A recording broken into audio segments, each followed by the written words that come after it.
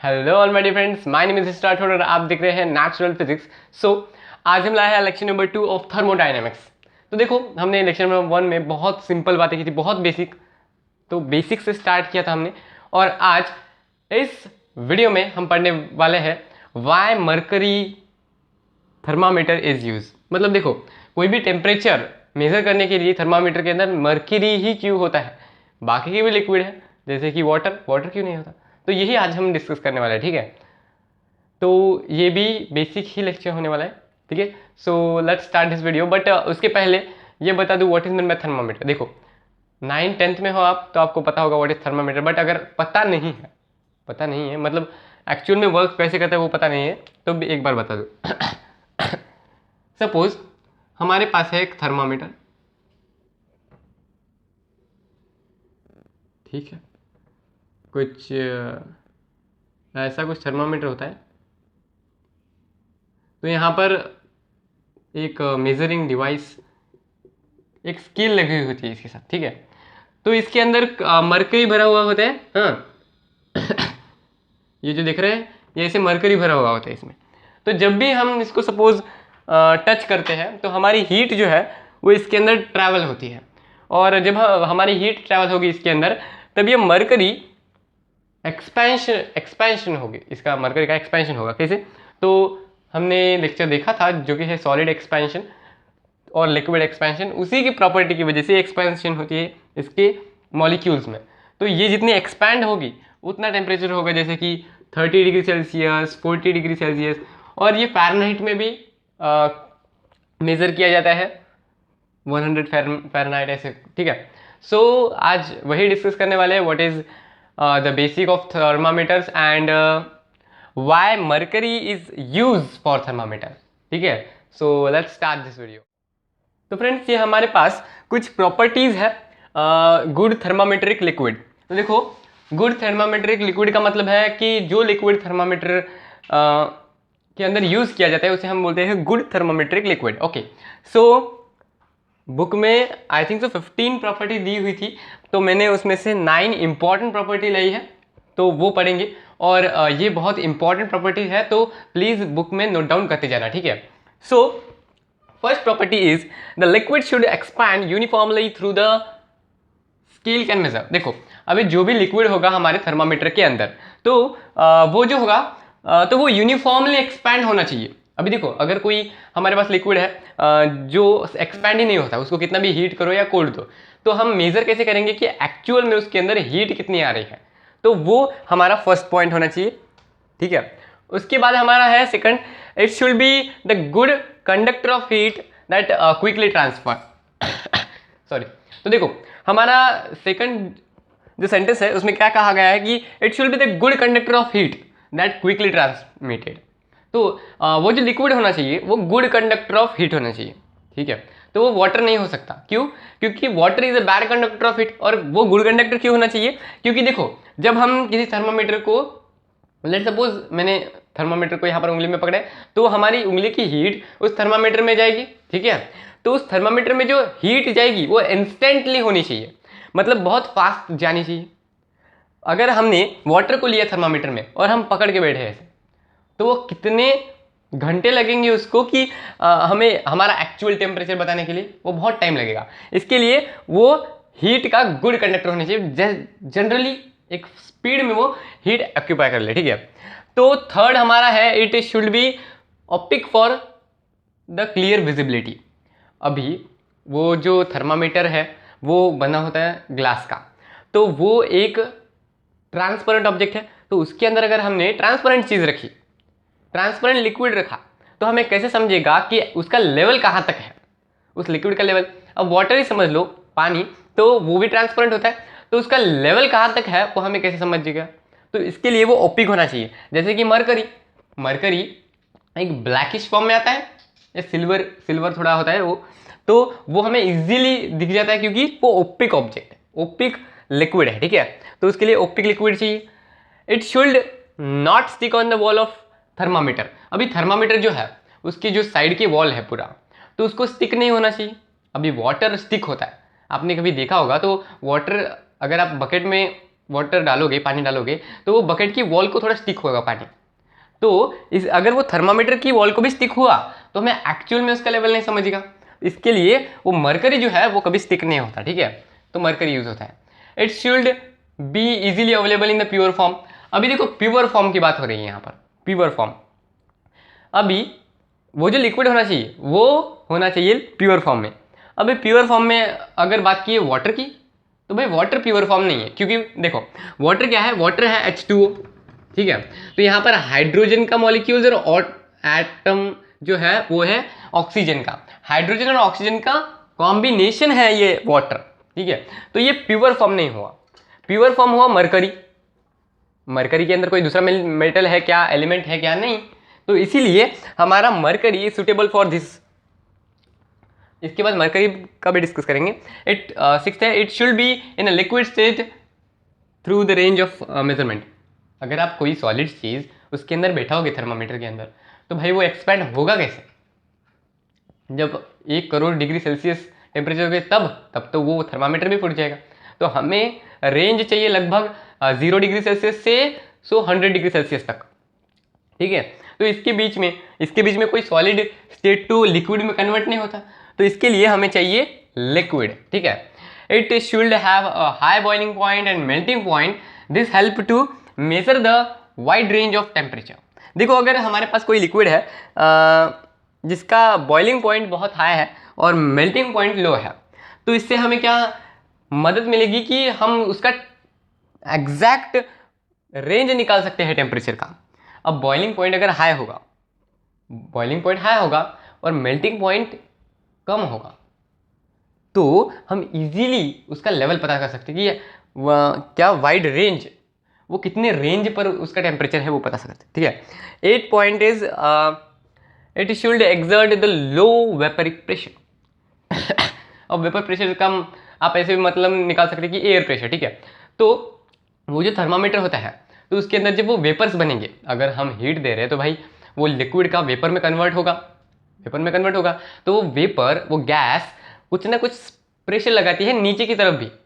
अगर वो vapour thermometer के ऊपर जा रहा है, तो वो जो एयर है वो थर्मामीटर जो मरकरी है या कोई लिक्विड है तो उसको डाउनवर्ड एक फोर्स लगाएगी। तो उसके लिए उसका जो भी टेम्परेचर होगा या उसका कोई लेवल होगा उस लिक्विड का, तो वो ऊपर नीचे होता रहेगा। इसके लिए उसका वेपर प्रेशर जो है वो लो होना चाहिए। Now the last that is important, that is 9th, it should have a large volumetric expansion so that the thermometer is sensitive. ये ऊपर जैसे ही, तो इसका वॉल्यूमेट्रिक एक्सपेंशन एकदम गुड होना चाहिए। जैसे कि अगर हम मरकरी को लेंगे, वाटर को लेंगे और अल्कोहल, तो इनका जो वॉल्यूमेट्रिक एक्सपेंशन होता है तो वो बहुत इजीली हो जाता है। जैसे कि अगर हम इनको थोड़ी सी भी हीट देते हैं, वाटर की बात नहीं कर रहा हूँ मैं, मरकरी और अल्कोहल की, तो ये जल्दी से जल्दी एक्सपैंड कर जाते हैं, ठीक है। तो ये सब प्रॉपर्टीज उसके अंदर होनी चाहिए। So now the next topic is mercury के बारे में बात करेंगे। हाँ, ये तो हो गई द गुड थर्मामेट्रिक लिक्विड, ठीक है। सो मरकरी के बारे में बात करेंगे। Let's turn to the next page. तो ये है advantages of mercury thermometric liquid. तो मरकरी में क्या क्या एडवांटेजेस है जो कि इसे थर्मामेट्रिक लिक्विड बनाता है? तो भाई देखो, तो पढ़ेंगे हम एक एक से, नोट्स बनाते जाओ। देखो फर्स्ट हमारा पॉइंट है it's expansion is uniformly over a wide range of temperature, wide range of temperatures, ठीक है। तो इसका जो एक्सपेंशन होता है मरकरी का, तो वो बहुत वाइड रेंज में होता है और यूनिफॉर्मली मतलब हर डायरेक्शन में एक्सपैंड करता है। और हर डायरेक्शन मतलब वो जो वॉल होती है, तो वो वॉल उसको एक्सपैंड नहीं होनी चाहिए, तो सिर्फ वो ऊपर की तरफ जाता है, तो उससे हम एक्यूरेट उसका टेम्परेचर माप सकते हैं, ठीक है। तो second point is it is a good conductor of heat. हमें यही तो चाहिए था कि कोई भी जो लिक्विड होगा तो वो गुड कंडक्टर ऑफ हीट होना चाहिए। क्यों? देखो अगर वो गुड कंडक्टर ऑफ हीट बन गया तो उसके बाद क्या होता है कि वो जल्दी से जल्दी हीट ऑक्यूपाई कर लेता है और हमें जल्दी से जल्दी रिजल्ट दिखा देता है कि what is the temperature accurately at this time. तो ये हमारा गुड कंडक्टर ऑफ हीट है, ठीक है। थर्ड है इसका advantage, it has a low specific heat capacity. भाई अगर किसी ने उस थर्मामीटर को हाथ लगा के रखा या उसको हीट दी, तो अगर वो जो है वो हीट कैपेसिटी ज़्यादा रखेगा, मतलब हीट को बहुत देर तक एब्जॉर्ब करके रखेगा। तो हम बाद में टेम्परेचर कैसे देख सकते हैं, जैसे कि मैंने अभी उसको पकड़ा और मेरा लेट सपोज मेरा टेम्परेचर 37 डिग्री सेल्सियस, तो उसमें मुझे दिखा 37 डिग्री सेल्सियस, और मैंने उसको फिर छोड़ दिया और फिर रख दिया, और 2-3 घंटे के बाद भी देखा तो 37 डिग्री सेल्सियस। तो ये नहीं होना चाहिए। उसकी जो हीट कैपेसिटी है वो हीट को पकड़ने की, तो वो उतनी नहीं होनी चाहिए, कम होनी चाहिए, ठीक है। It is a optic shining and clearly visible. अभी ये जो मरकरी है वो सिल्वर कलर की दिखती है, आपने देखा होगा, तो यूट्यूब पे देख लो, आप जहाँ पर वीडियो देख लो तो उस पर मिल जाएगा। तो वो ऑप्टिक होती है, मतलब वो हमें क्लियरली विजिबल दिख जाती है, हाँ ये इतना कलर है और ये यहाँ इस लेवल तक आ रहा है, तो हम डिफाइन कर सकते हैं इसका टेम्परेचर। शाइनिंग है और क्लियरली हमें विजिबल हो जाती है, ठीक है। फिफ्थ हमारा जो एडवांटेज है, it does not wet the glass, मतलब ये ग्लास को गीला नहीं होने देती। जो मैंने बोला था प्रॉपर्टीज़ में कि वो हमारा लिक्विड जो है तो वो हमारी जो थर्मामीटर का वॉल है तो उसको गीला नहीं होना चाहिए, वो चिपकना नहीं चाहिए। तो ये थर्मामीटर के ग्लास को नहीं चिपकता, ठीक है, तो हमें इजीली दिख जाता है। It is easily sorry, it is easily available in the pure form. जैसे कि मैंने बोला था कि हमारा वाटर, तो water is a combination of hydrogen oxygen atom, तो वो एक प्योर फॉर्म में नहीं। बट यहाँ पर हमारा मरकरी वो प्योर फॉर्म है। देखो ना, अगर आपने मरकरी लिया तो अगर आपने उसको देखा ना, ऐसे तो नहीं दिखेगा, पर अगर आपने इलेक्ट्रॉन माइक्रोस्कोप देख लिया तो उससे देखा तो उसके अंदर जितने भी मॉलिक्यूल्स होंगे, एटम होंगे, तो वो सब एटम सिर्फ मरकरी के ही होंगे, ना कि कोई हाइड्रोजन आएगा, ना कि कोई नाइट्रोजन आएगा, उसके अंदर सिर्फ और सिर्फ मरकरी ही होगा। तो ये प्योर फॉर्म में भी आता है। It has a high boiling point and low melting point. देखो भाई, अगर जब हाई बॉइलिंग पॉइंट होगा तो बहुत ज़्यादा हीट देने के बाद ही इसके ऊपर से वेपर्स निकलेंगे ना, तो उसकी वजह से हमारा गैस प्रेशर क्रिएट नहीं होगा। मेल्टिंग पॉइंट अगर लो होगा तो ये इजीली जम जाएगा, मतलब जमेगा नहीं, ठीक है। फिर उसके बाद 8th है, it exert very low vaporic pressure. अब देखो, जो वेपर प्रेशर होना चाहिए ना, तो वो लो ही होना चाहिए इसके अंदर। क्यों?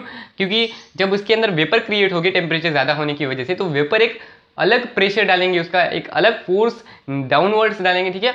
तो उसकी वजह से ये जो हमारा लिक्विड है वो ज़्यादा का ज़्यादा एक्सपैंड नहीं हो सकता, तो इसलिए हमें वो वेपर प्रेशर लो चाहिए। तो ये हमारे एडवांटेजेस थे मरकरी के, इसीलिए मरकरी हमारा थर्मामीटर में यूज किया जाता है। यही उसका simple, basic and important reason है, ठीक है।